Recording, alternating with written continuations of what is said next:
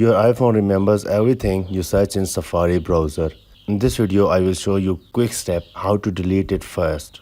On your iPhone, please go ahead and open up settings. In settings, go to search and please search for Safari.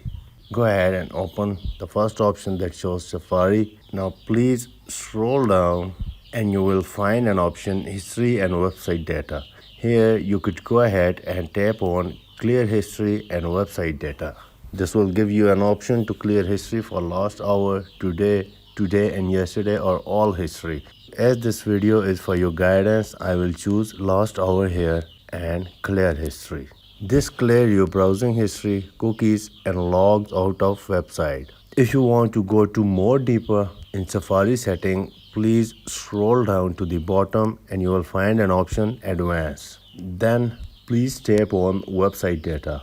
Now here you could see remove all website data. Let's go ahead and tap on remove all website data. This wipes saved data from every website. This is perfect for privacy or fixing any issue related to your Safari browser. Let's go ahead and tap on remove now. So that's it. We have gone through 2 quick ways to clear Safari history on your iPhone. I hope you like this quick tip. Don't forget to like and subscribe ITPK. Thanks for watching. Take care. Bye.